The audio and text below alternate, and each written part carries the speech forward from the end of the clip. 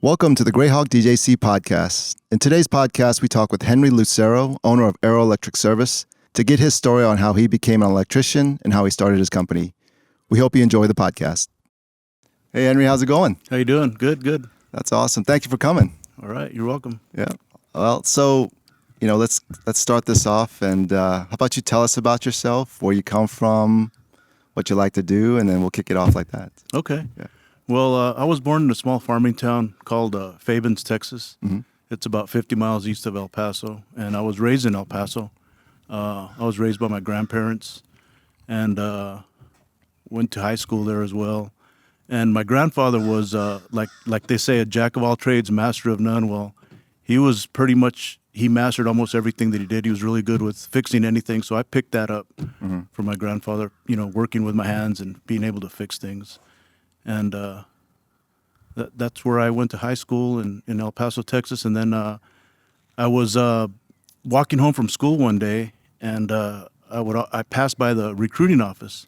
So I went into the Navy's recruiting station, and I walked out of there like really with my mind made up, hey, I'm going to join the Navy. And as I was walking out of the Navy's office, walking towards the house, there's 4 recruiters there. I passed the Air Force, and there's an Air Force guy out there, and he goes, come here. And so I went in, and they showed me the videos of the Air Force. And after I saw that, my mind was made up. So I decided to join the Air Force. So had you always wanted to join the military? I wanted to be a pilot. Okay. I always wanted to be a pilot. I was always intrigued by airplanes and flight, and that's what I wanted to do. But when I went into the recruiting office, they said, you wear glasses, so you need 20 vision, so you can't do that. So I took what they call an ASVAB test. Okay. And I scored high in mechanical and electrical, and I chose electrical field. So when I did go to the Air Force, I became an aircraft electrician. Okay. So where'd they send you? All Air Force people, they go to basic training at Lackland Air Force Base in Texas. Okay. And then from there, I went to Chanute Air Force Base in Illinois. Okay. And it's a tech school, and it was 6 months of hell. It was really difficult school with actual planes in there that you troubleshoot when you get out. What's difficult is the studying or the doing physical stuff too? The studying, and electrical. It's quite complex. Wow. So did you think of stopping there, or what made you keep going? Yeah. Well, I was into like my 3rd block, and then I think they're blocks, and then my 4th block. I was going to chow to the chow hall one evening, and I saw this girl out there, and I was looking, what are you doing? And it was all this math. Mm-hmm. She was going, this is block 4, and I'm like, oh God, I'm terrible at math. I was scared. I'm like, oh man. She goes, it's not that bad. So, but that was anyway. I got through it. I didn't think I was going to make it, but I got through it. Okay, so you're done with the technical part of the school training, right? And so where they send you then afterwards? After that, I got sent to Travis Air Force Base in Northern California, about 40 miles inland from San Francisco. All right. And then anywhere international, something interesting? No, I got stuck there. That's one of the reasons I got out is because I didn't go anywhere else. Oh, okay. Did you want to see the world? Did you I did. ask to? I put in for New Zealand. I put in for Hawaii. I put in for Japan, and I didn't get any of them. Oh, really? Okay. So how long were you in the military for then? 4 years. 4 years? Okay. Yeah. So you're out now. Mm-hmm. How old are you at this time? About 21. Okay. And I already had one child, my firstborn, my daughter Desiree. Okay.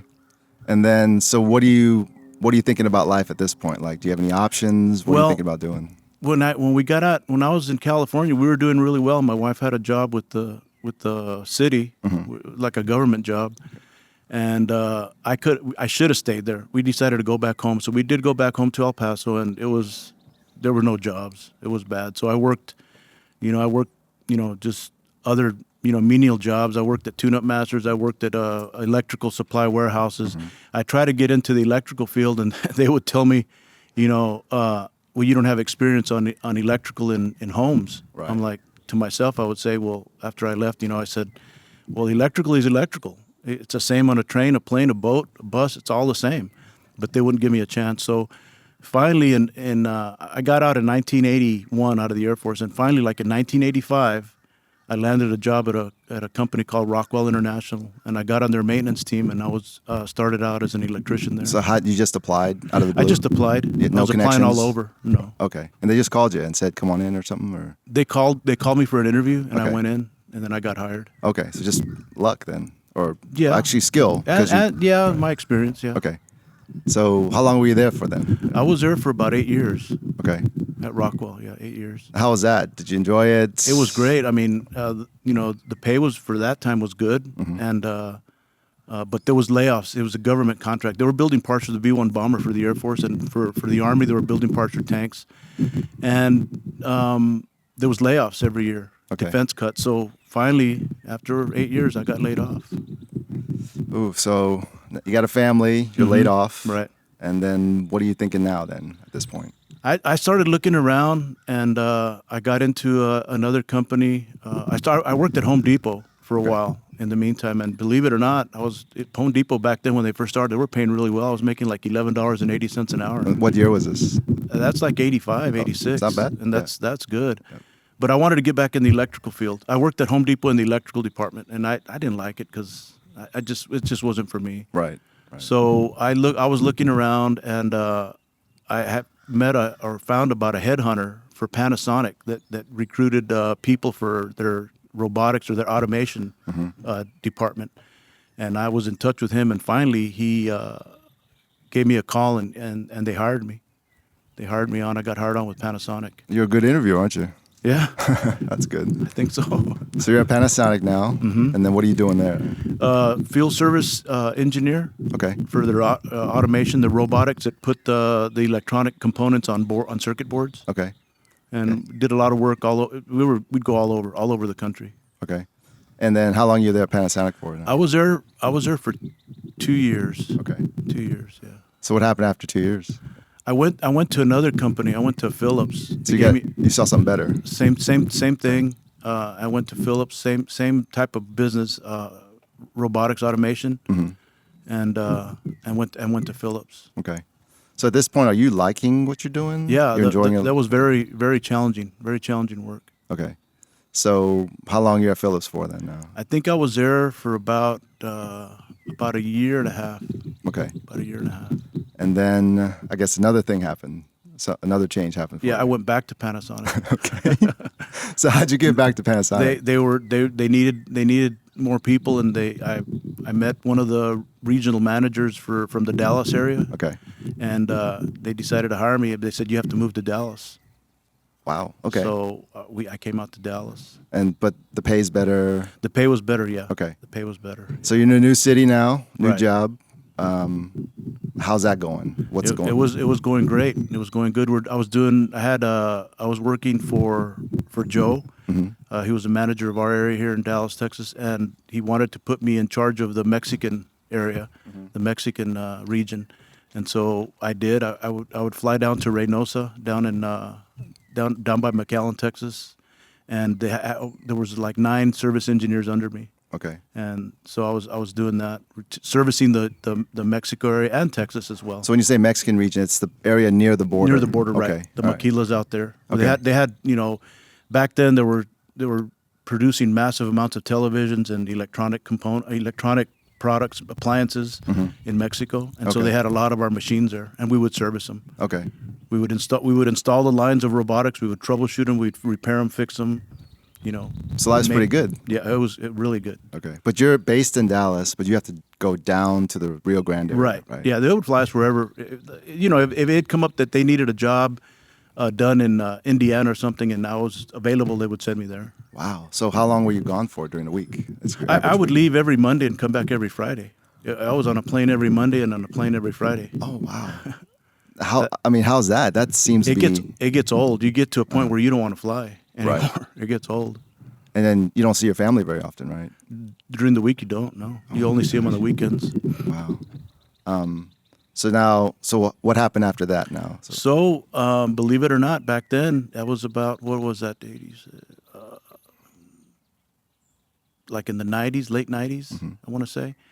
A lot of the stuff started leaving Mexico and going to China and overseas. And so they didn't have a need for us. So they laid off. Almost everyone in Texas got laid off. Oh, no. And our regional supervisor, even my regional manager, got laid off.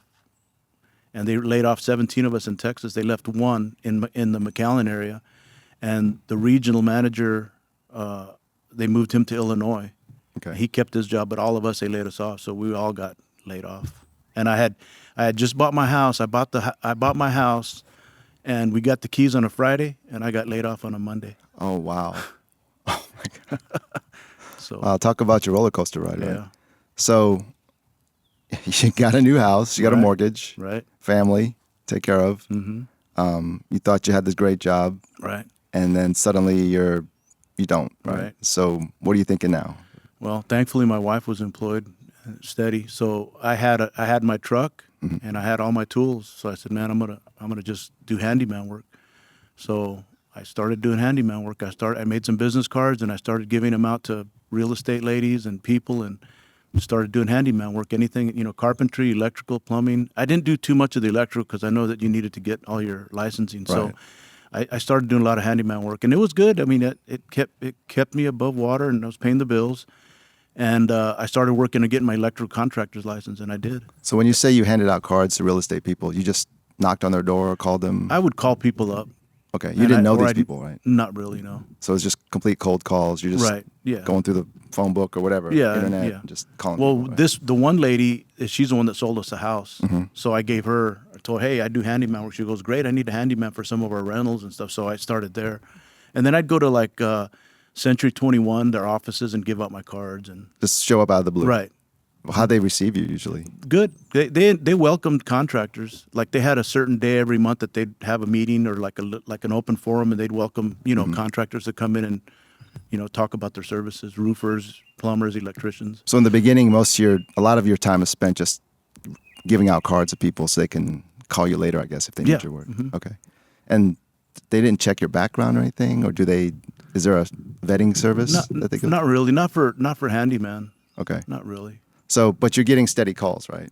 I was doing good. Hmm. Okay. And then, so how'd you evolve that? Like, what'd you do after that? I wanted to stay in the electrical. Right. So I worked on getting my contractor's license. Mm-hmm. So I finally got my contractor's license, and then I went and I opened up a DBA under Aero Electric, Okay. and I went, legit all the way Aero Electric. And So how difficult is it to get that contractor's license? Like, what do you have to go through? Well, if anybody wants to find out, you have to have, you get of course your journeyman's, your master's, and your electrical contractor's license, and then Okay. you can run a business. So is this classes you have to take, or you just pass a test? You have to have so many hours of electrical experience Okay. in the field to take the test and pass it. So if you don't, what do? You just have to get a job somewhere? You'd And have to work under another contractor that has those licenses. I see. You can't have your own company. Okay. So you had all your hours and everything. Right, Okay. exactly. So it's just taking the test. Right. Okay. And how's the test? It's difficult. It's really hard. You just show up somewhere, you register? You show up. and then- You show up they give you a certain place, a venue Mm-hmm. where they have the now it's all computerized. Before it was open code book, and Okay. and it's like about an 8-hour test. Oh, wow.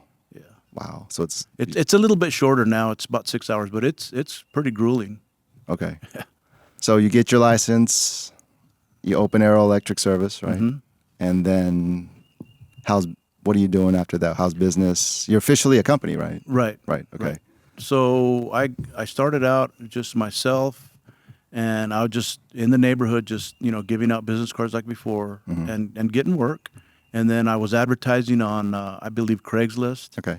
and I was advertising on that Thrifty Nickel, Okay. stuff like that back then. That was about 2007, and I was getting calls. I was getting business. A lot of the Craigslist stuff wasn't that good. You get Craigslist, people know it's not that the greatest, but I was getting business. So you're just posting, right? Yeah, just put a You're post not up. putting ads up on Craigslist or Just anything. I would put ads. I'd make like an ad Uh-huh. and stick it or paste it to the Craigslist, and then I was getting business off of that. Okay. It was pretty good at first, and then I just started using different things. I think I bought some spots in the Yellow Pages Mm-hmm. back then. That was good. Right. It was working. So yeah, I used that, and I was staying pretty busy. So how much time did you devote to the actual electrical work versus, getting your name out there? Like, was it? Just being myself. I was doing all the work myself, electrical work. Right. So I mean, I guess I would just in the evenings I would go go home on the computer and just make ads and put them on Craigslist. I give out a lot of business cards. But that was about it. So you're a one-man shop then, right? Yeah, You're doing everything, yeah. marketing, all the office advertising. work, the Yep. marketing, the advertising, and the actual work. Wow. So how much time do you think you're putting in every day with all this stuff? I was probably putting in, I would say, a good 12 hours a day. Okay, including the advertising and the office stuff. Yeah, maybe 12, maybe 15, 16 hours a day. Yeah. Okay. And business is good, right? Or It was good. It was steady. It was steady, yeah. right. So how'd you grow? What happened? Did anything change for you or anything? I started getting busier and busier. My son would help me on and off.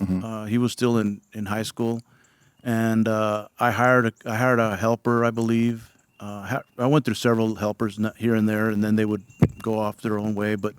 And kept growing the company little by little, and then like around 2000, I believe it was 2014, I hired 2 extra guys, and business was taking off pretty good, and we were getting more business, and I utilized them to the fullest of their ability. So this is your first employees, right? Yeah, these 2, yeah. So how's that like managing people now?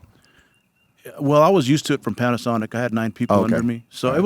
that wasn't too difficult. But I was using them as contract labor. Okay. I was 1099ing them as Right. contract labor because it's real difficult to have employees and all the benefits, and I Right. wasn't there yet. So yeah, I had these 2 guys for a few years, and then they went on their own Okay. as well. So they were kind of training under you, and then they started. They were both journeyman electricians. Okay. And so they had experience. They Okay. were pretty well trained. They were really good electricians. Did they start their own companies too, or? I think one of them did. Okay. One of them did.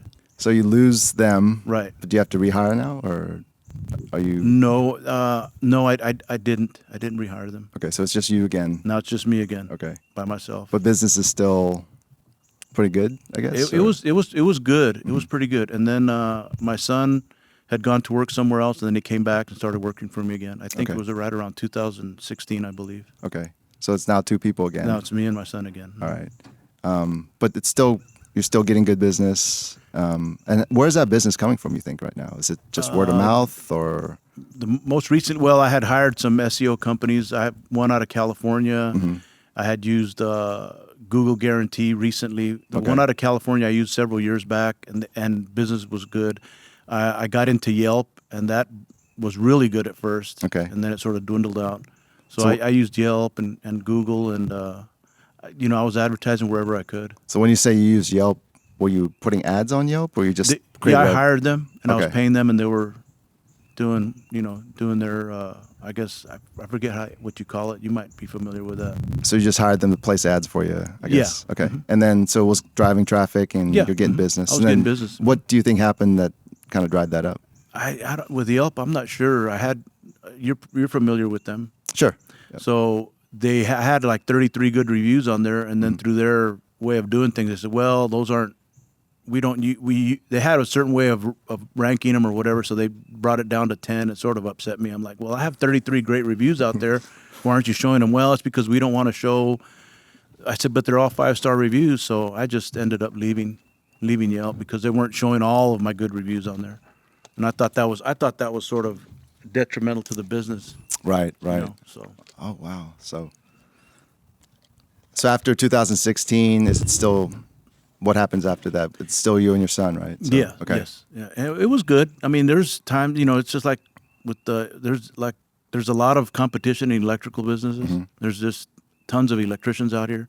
So it's up and down. It's up Okay. and down. Sometimes in the summertime you get busy. Sometimes you don't because people go on vacation. It just depends. Sometimes right around the holidays, Thanksgiving and Christmas, you get super busy, and sometimes you don't. It's just the nature of the beast, I guess. Right. Right.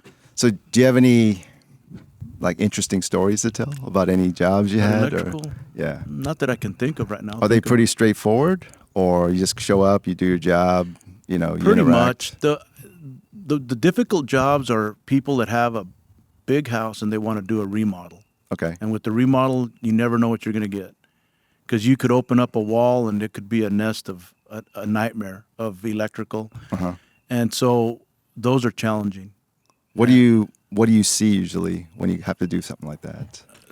As far as like Like what's challenging for you? Like Well, a lot of times people will buy an older home, Okay. and they're going to remodel it, Right. and so you'll give them a price. You'll say, well, it's going to be this amount of money, but I've learned to put in my estimates that on a remodel, you never know what you're going to find once you start getting into it. So the price and material and labor could increase. Mm-hmm.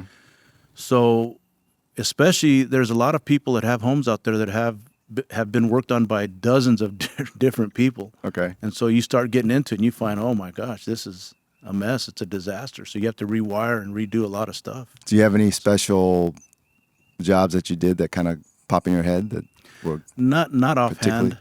Okay. Not right offhand, but there's a lot like that. A lot of remodels are like that, especially real old homes.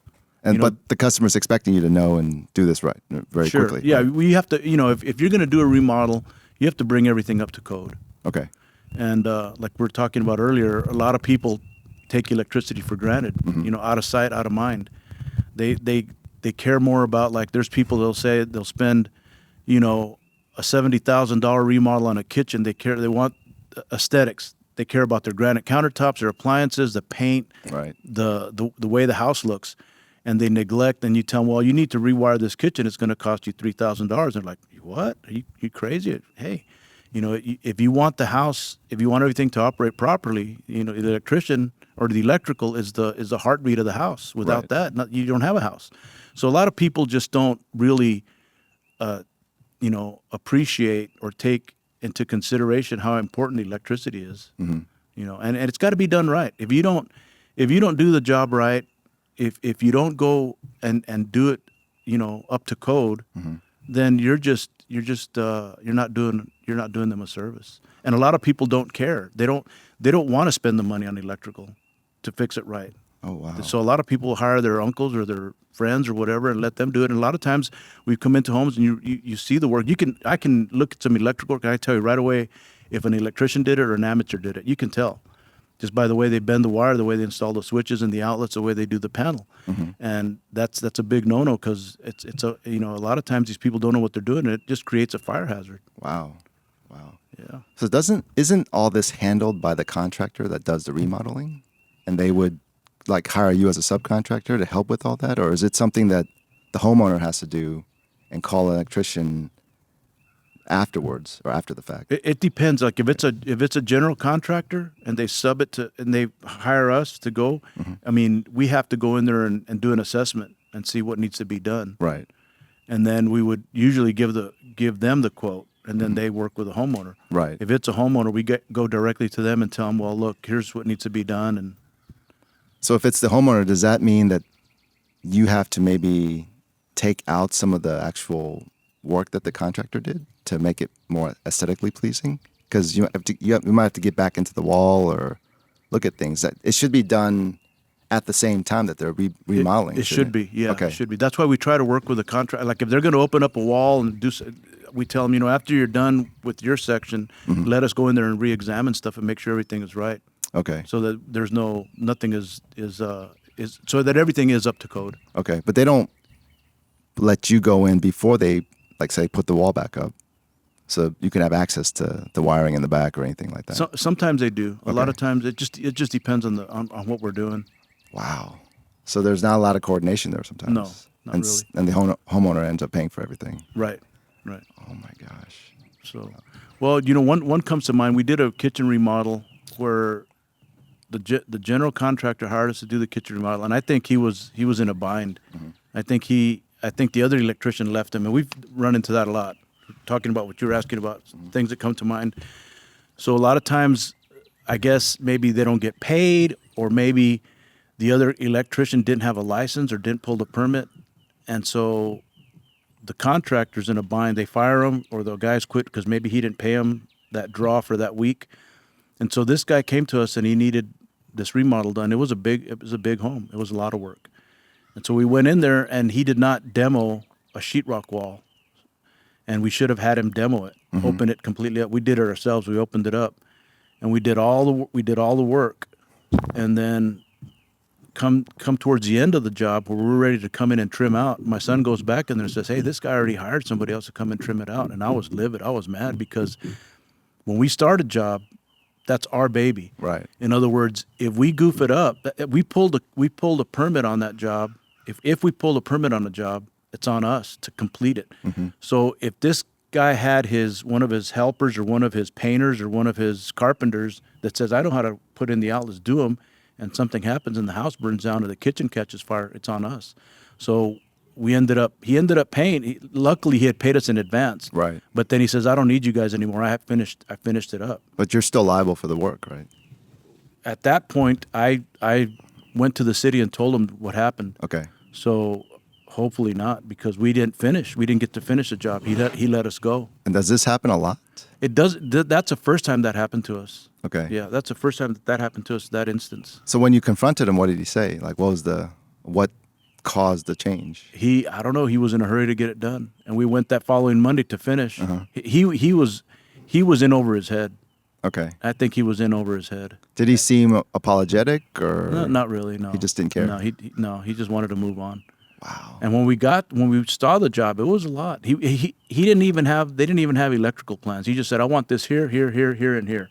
And we went on the sheetrock wall and we marked everything. And I had specifically told him, when we were leaving on a weekend, I think we were leaving out of town to a funeral or something. And I had told him, look, we're going out of town next week, so please let us know if everything is correct. Mm-hmm. And that Friday came and he never did. So he didn't tell us, hey, you needed to add this outlet or this circuit.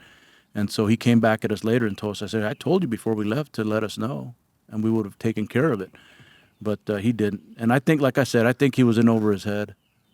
Right, right. Yeah. So, but what's kind of perplexing is he paid you. He paid us. But he didn't let you finish the work. Right. But he didn't. He still. If we would have finished the work, he would have owed us another amount of money. Oh, I see. So he paid you to a certain amount. Yeah, he paid us in advance for. So luckily, for up to what we did, we were covered. We came out a little bit over. Okay. But luckily, because if he wouldn't have given us that advance, and then he would have let us go, we would have been out like $5,000. Right. So it's your personal sense of duty that got you upset because you want to finish the job correctly. Well, right. if we're the electricians on site. Mm-hmm. And we start the job, we have to finish it. Right. Because they're going to inspect it. If there's an inspection, they're going to inspect it, and they want to make sure it's done right. Right. Well, luckily the city was fine with you leaving because you were forced to, right? Yeah. So you weren't liable for anything? No. Okay. Yeah. Wow. So has that ever happened before? Again? No, it hasn't. No, nothing like that. Wow. So any issues with any homeowners, though? Any jobs you have? Not really. So what's your typical day like then as an electrician? Like when you wake up, what do? You get phone calls or you go out on, some appointments that are already scheduled, right? Mm-hmm. And then you interact with the customer. How's that like? How's your normal routine? Well, normally you just get up and I usually have a schedule for that day, for that week. I just check my emails, and then usually it's phone calls. I get phone calls now that we're with you. Oh, thank you. We're getting phone calls. So the shameless plug there. Yeah. So we get phone calls and we answer phone calls. A lot of it, people have questions. I used to not try to give too much information, but I found that if I do give people information and it helps them out, we get a good review. Plus, they're more apt to call us. Right. Because I used to think that, in the past, I'm not going to tell them anything because they'll go do it themselves. Mm-hmm. But, we're steady. We're steady right now. We're busy. So, right. And I have helped some customers out over the phone, and I solved their problems, and they gave me a great review, and they're happy, and they'll use us in the future. So, and a typical day is just service calls. That's mainly what our company is service calls. Mm-hmm. And we do a lot of remodeling. Okay. When we can, when it's available, we'll do remodeling. Oh, really? Okay. Yes, we do. Yeah. But like I said, with remodeling, it's one of those things where you never know what you're going to get. It's like a can. Mm-hmm. You open it up, you don't know what's going to be in there. Right. You open up. We've been into some really old homes, and it's just a nightmare of what people have done over the years. Different people have gone in there and done different things, and so those are the ones that are challenging. And you have to. I had to put it on my estimates that if we encounter those type of problems, the price can go up. Right. Because we don't know what we're getting into. So, but a lot of people understand. A lot of people that have a business sense, they understand. Hey, this needs to be done. Okay. And I typically try not to. It's hard to work for for general contractors, because in the trade, you got to be careful with them because a lot of them are not honest. So and they're not. They're tell us some stories like what's going on. There's a lot of contractors out there. Mm-hmm. Most home contractors, most home builders. This is one reason I don't work for home builders. Okay. Home builders will use the cheapest plumber, the cheapest electrician, the cheapest of everything. Okay. They make all the money. They don't want to pay out. They want the cheapest and the fastest of everything. Mm-hmm. And you see some of these multi-million-dollar homes out here that are worth $1 million. In my book, they're not worth that because the work was done. A lot of work is shoddy. I've been to a lot of customers' houses, brand new homes that go, God, this house has a lot of bad things going on. So we see that all the time. And a lot of contractors you got to be careful. There's some honest ones out there, but the majority of contractors out there are not. They're not honest. They're out for themselves. They want to pay you the least amount that they can pay you and get away with it. So when you say that, do you think it's the business that kind of forces them to be that way because they're trying to get as much, income and business coming in? Or is it just kind of, does that line of business kind of attract those type of people, you think? I don't know if it's greed, wanting to get to the top, or just wanting to build as many homes as they can. I don't know. I'm not sure, but there's a contractor out here, that does all the wiring for all the new homes, mm-hmm. and they have to wire a home, and these are big homes in one day. They're there even if they have to stay there till midnight or 24 hours, they have to finish it in one day. Why is that time period so short? I don't know, because he does thousands and thousands of homes. He does the majority of all the homes here in the Metroplex, and from what I understand, his profit margin isn't that big, but he does so many mm-hmm. that I heard from one guy. He has an estate out in East Texas. He's a very wealthy person. Doesn't he have to meet a certain code though? They do have to meet a code. But he'll put 5, 6, 7, 8, 9, 10 electricians on a house just mm-hmm. to wire it up in one day. And see, when you speed wire a house, when you're in a rush like that, it doesn't always come out 100% good, or accurate. So they don't take the due diligence to double check and make sure. A lot of times they don't. Wow. We've been into brand new homes where you open up the main panel and a lot of the wiring is just loose, was never tightened because they're in such a rush. So you think the builders know this? Sure. When they're hiring? Sure they do. Wow. A lot of the new homes aren't if you don't do your homework mm-hmm.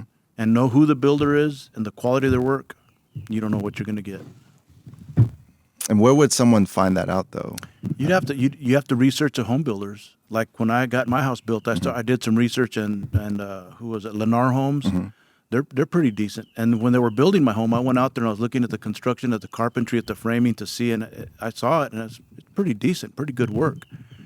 Now, as far as electrical, I don't know because I wasn't there when they did it. Right. But it's like David Weekley is supposed to be another really good home builder.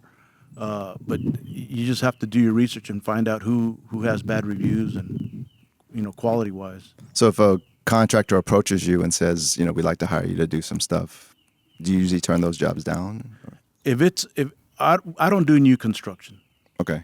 Because I don't have the crew, number one, and number two, I'm not going to work for these people because they want to pay us half of what we're supposed to make on a job like that. But like the other day I've gotten calls from other contractors, small contractors that do remodeling, and I'll work with them once I meet them and see who they are and stuff like that. If mm-hmm. they seem legitimate, if they seem like they're doing good quality work, I'll work with them. Right. So Henry, how long have you been an electrician now for? Probably about 40 years. 40 years, wow. Years. And then how long has Aero Electric been around? Since 2007. Okay. You're a pretty savvy businessman. You've been doing this for a while. What are your core beliefs and thoughts about running a company and doing your electrical services? Well, I'm pretty much of a perfectionist. Mm-hmm. I guess I get that from the Air Force. Okay. Really disciplined and. Speaking of airplanes. Yeah. There you go. There's an airplane right there. I like to be organized. I like everything in my vehicle, even at the home, to be organized. I hate when I try to look for something and I can't find it. So I believe in having my vehicles, my service vehicles, well organized, well stocked, and I believe in doing a job right the first time, and doing it by code to the book. A lot of times I'll find that I do something and it doesn't look just right, and I'll redo it just because I like things done right. Right. So I think it's important, especially with electricity. It's important to get your work done properly, because if it's not done right and you miss something, it could potentially start a fire and it could be the end of your business. How do you set expectations with customers when you meet them for the first time? Like what they can get from you, how they should act, what information they need to get to you and all that, so you can do the best thing you can, I guess. Well, usually, like when I do get phone calls from customers, I try to, like, in a way, I don't say it, but I try to pre-qualify. I ask a lot of questions. Okay. So I first of all, I'll ask a lot of questions like, okay, what broke down? When did it happen? Has anybody, if I think maybe there's a broken wire or something somewhere, has anybody been in your attic walking around up there? Have you had any other repairs done? Mm-hmm. So I try to ask as many questions as I can to find out, to diagnose the problem. Right. Are people usually forthcoming? Yeah. Okay. All right. Usually. Except when it's on text. It's tough to go back and forth. But right. When I have them on the phone, I ask as many questions as I can to try to narrow down the problem. And then when I go and I do meet them in person, I give them an estimate. I try to tell them that we're a legitimate company, of course. Mm-hmm. They ask, are you licensed? Are you insured? And of course we are. And I also tell them that we pay attention to detail and we do quality work. And we can help them. We can fix their problem. Okay. Are there any gigs you've come across where it's really difficult for you to fix anything, or are there anything? There's been a couple of here and there where you get stumped. Okay. Where you can't find a broken wire, and sometimes it's in a wall or in a ceiling. And there's been a few times where we've been stumped. Are those difficult conversations to have with the customer, or do you have to do extra? Sometimes you have to do extra work. Okay. To get it resolved. Extra costs and stuff, right? Yeah, a little bit. Yes. Okay. Sir. Mm-hmm. But those are things you have to just come with the business, I guess. Yeah, it does. So if someone's thinking of watching this video and they're thinking about becoming an electrician, mm-hmm. what kind of advice do you give them? Well, first of all, you have to not be afraid of electricity. Okay. A lot of people are deathly afraid of it. You have to not be afraid of electricity, mm-hmm. and you have to study electricity, see if that's something that you want to do. Okay. Because it is a lot of studying. People don't understand how complex it is. Mm-hmm. There's a lot of differences between electricity in a car and electricity in your home. Okay. And so I would say, if that's what you want to do, a lot of people can join a local apprenticeship school. Mm-hmm. They can get started that way, or they can join an electric company and work under their supervision to get their apprentice license, and then a journeyman, and then they can move on from there. Okay. But they have to have a like for electricity. They have to like it, have to enjoy it, have to enjoy working with it. Right. And that's what I like. I don't like sitting in a building 24/7. I like being out and about. I can't sit in one place too long. So that's what I like about the electrical trade, is you're always going to different places, different homes, different businesses mm-hmm. to do work, and you're out and about meeting different people, and I like that. Okay. So once they get the training, what's their next step, you think, if someone were to get into this field? As far as like the next step to starting a company, they just make the decision to do it? You could either, if you get your apprenticeship license mm-hmm. and then you can work for another company. Okay. If you want to open your own business, you'd have to work for an electric company to get your journeyman's. I believe it's 8,000 hours. Okay. And then if you wanted to go the next step and get your contractor's license, then you'd have to have another 12,000 hours, and then you could open your own company. Oh, wow. Okay. So I didn't know that. 12,000 hours under the supervision of a electrical contractor's license holder. Right. So when you first did that, when all those hours were met on your end, that feeling, what was that feeling like to be on your own for the first time? It was great. Did you feel any sense of trepidation because you're taking all this risk? Now everything's on you. Or were you just like, I'm going to do this and I love it? A little bit, but it was a big sense of accomplishment, getting that license and being able to go out on your own and do work for people and fix their problems. Right. Yeah. So on the business side, what kind of advice should you give to people? On the business side? Running the company. Not being an electrician, but actually having a company and running it properly. Watch every penny. Watch your money. Okay. Don't spend money on things you don't need. What do you think what kind of things you don't? Don't go out and buy a brand new. People go out and buy brand new vans, brand mm-hmm. new trucks, and then they don't get the business. Start out small. Start out little. Like I even tell my own My own kids, start out little. Mm-hmm. Start out with a smallest amount that you know. Don't go and buy a $50,000 truck. Go get yourself a $4,000 truck, and as long as it looks decent, and start with that. Don't go buy the most expensive tools. You know, if you don't need them, just start out, and then once you get going, and once you're making a profit and doing good, then you can go out and get the fancier stuff. Because you know, even electrical equipment and tools are expensive, Right. and some test equipment is super expensive. Right. So, but you can get by with mediocre test equipment just to start. Do you think there's anything that they should watch out for?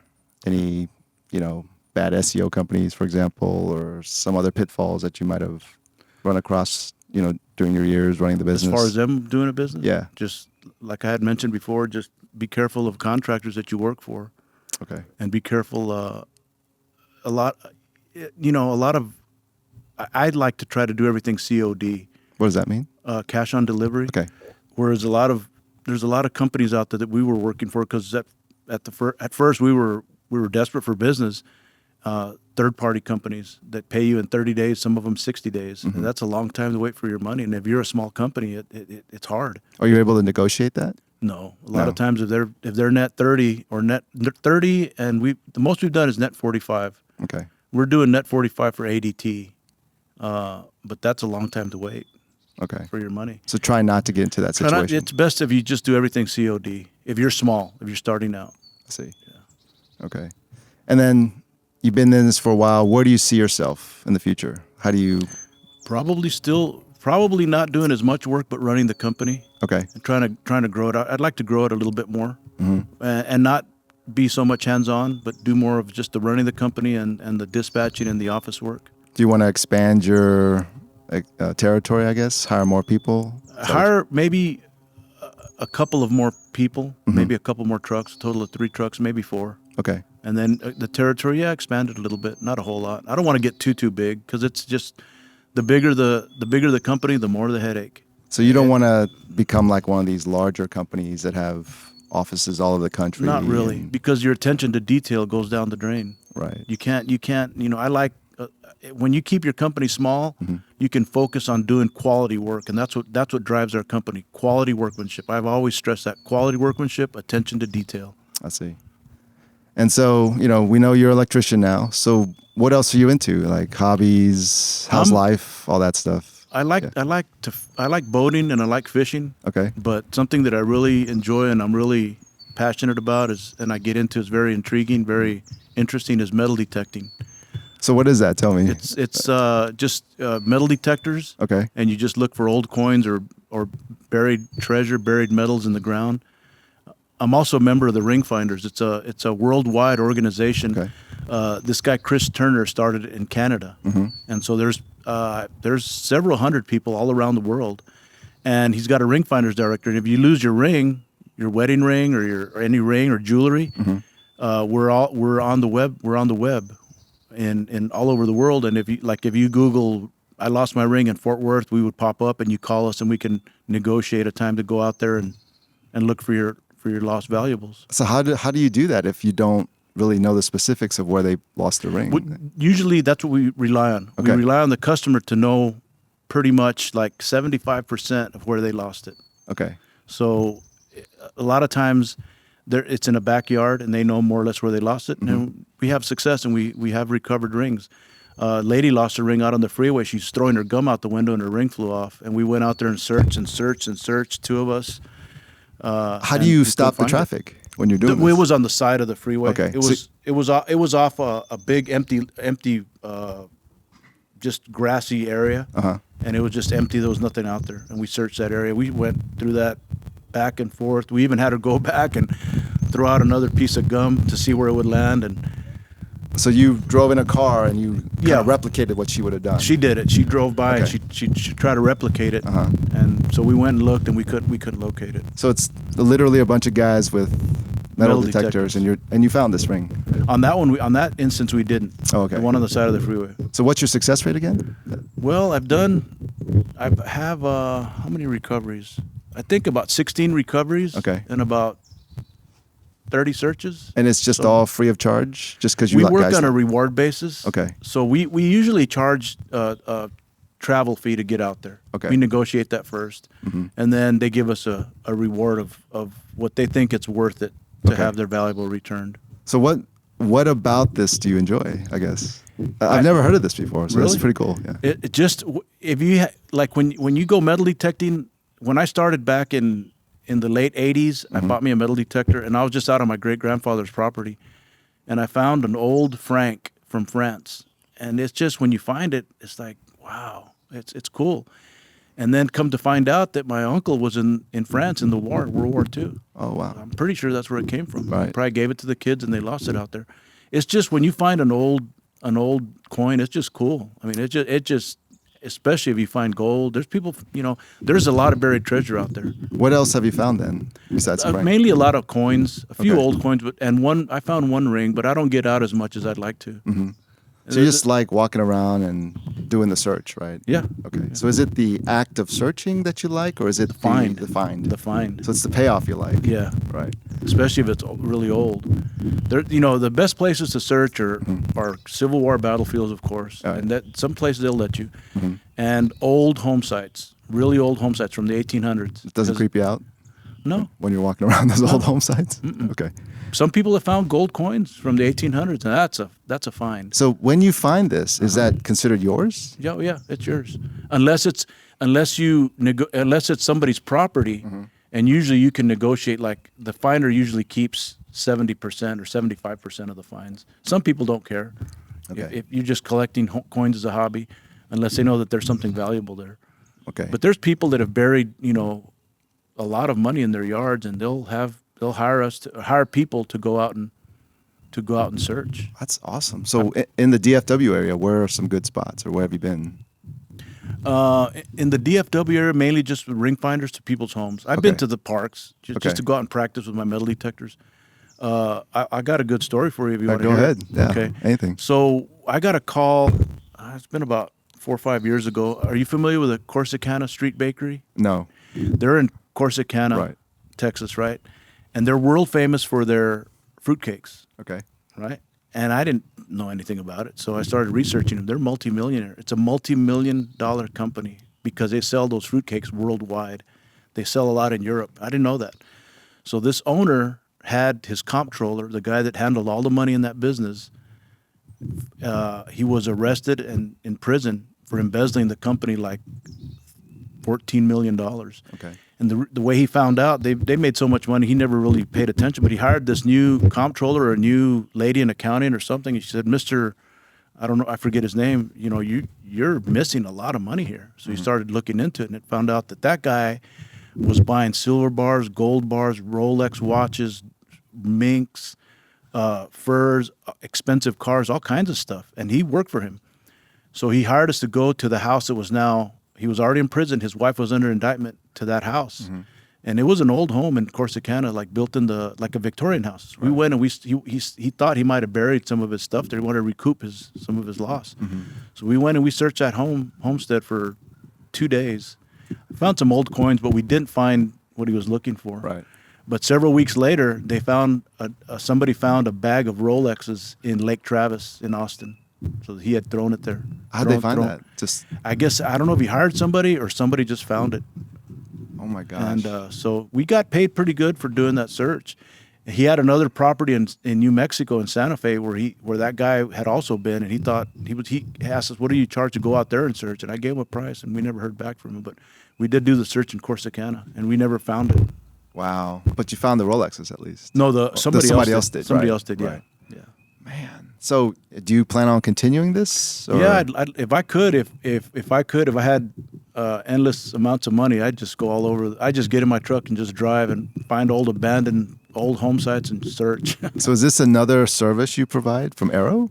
Or you yeah. could? I have another offshoot thing called Arrow Search and Recovery. Okay. And so yeah, and there's a lot of people that have buried treasure on their property. There's millions of people that, especially back in the old days, they didn't trust the banks. They buried their money. Right. And then they passed away, and it's there. It's still there for some metal detectors to come and find. Man. And did you hear about that couple in California that were walking their dogs on their property, and they saw a can sticking out of the ground, and they went over there. It was like the largest there was like, I don't know how many gold coins were in there from the San Francisco Mint from the 1850s, 1860s. So won't the government claim that since it's It was on their property. Okay. They got to keep, I think they got a portion of it. okay? They got a portion of it. But they made a lot of, they got several $1 million out of it. I don't know on that one. I'm not sure. Wow. If the government kept anything. So on your days off, if you're not doing anything, do you just literally take your detector and go out to a field and start Yeah, sometimes I just do. walking around? Mhm. Anybody tell you to get off the land or No, anything? not really. Okay. I usually go to abandoned home sites as long as there's no trespassing sign. Mm-hmm. I've been wanting to do the permission. You ask permission to search Right. on their property, but I haven't. Do you feel any type of danger while you're doing this on an empty lot somewhere where no one's around you? One time, yeah. I was up at Lake Grapevine. I was out there metal detecting, and these two guys, and it was early in the morning, and it was empty. There was nobody out there. And these two guys drive up, and I'm like, and then they got off, and they started walking towards me. I thought I was going to get robbed, but that's probably what they wanted to do. Right. And I had a long spade, stainless steel spade that I carry, and they asked me, "What are you finding?" Why are you asking? So I just kept walking towards my truck, and they left. But Okay. But yeah, it's good if you go with a buddy because you never know. You're down there digging, you got your headphones on, and somebody Right. comes and Right. you never know. Well, But, that's really interesting. Yeah, I mean, the real good finds are in Europe. People, I mean, I don't know if you've there's a Saxon hoard find in England mhm. that's worth several million, I don't know, maybe $1 billion, and it's all that gold pieces and jewelry that belonged to kings. And back then, I guess the knights were royalty. Right. Some of the knights were royalty, and they had their swords and their knives and their helmets were decorated with gold and emeralds. And this guy found it, and it's in the museum in England. Was he just doing? He researched it, and he Okay. told a farmer, he goes, "I have a feeling that it's here." He goes, "No, this land has been in our family for hundreds of years. There's nothing here," but it was there. He found it, and it had been plowed over. So it was a lot of it was destroyed, but they found it, and then they found another one recently, another one in England, and that was worth something in the billions of just wow. kings. Ransom hoard of gold, and it's amazing that you look at some of the pictures, and they actually had craftsmen that would make these pieces of gold. There's one that's got an emerald stone, and it's just gold chain for it's like a breast like decoration. A breastplate. Okay. Like a Yeah, plate. Right? like a plate, Yeah, but okay. it's beautiful. But they had that craftsmanship back then, and so there's a lot of, and people find Roman coins that are worth a lot of money. They find. People have found German helmets, German tanks buried in 20 feet of earth. Wow. I mean, it's endless. So you got to go somewhere with a lot of history. Yeah, especially in Europe. There's a Okay. lot. People down in South America, the Incas and the Mayas of gold, they have found pots of gold. There's people that go down there and they hire these native Indian people to go help them dig, and they take big metal detectors, expensive ones, Wow. and they have unearthed pots of gold. Have you done anything like that yourself here No, in the States? I'd love to. It takes money to get out there and do it because you're not working. So I'm trying to think of what would be around Dallas, maybe an old bank robbery somewhere. I have a or- book with all the buried treasure in the United States, every state, all the bank robberies, all the stagecoach robberies, all the legends, the stories, and there's a lot out there. So you want to go do this one day? I'd love to. Yeah. That's awesome. Well, that is really unique and interesting Yeah. that you like doing that kind of stuff. Yeah. It's pretty cool. Once you find an old coin, it's like, or a ring or something gold, it's like, wow, you're hooked. You're hooked. Man. Well, Henry, I think we're going to end it there. That's really interesting, that you have this in your life. And once again, thank you for coming out. You're welcome. And, we'll do this again one day. Okay. So thank you Sounds again. good. All right.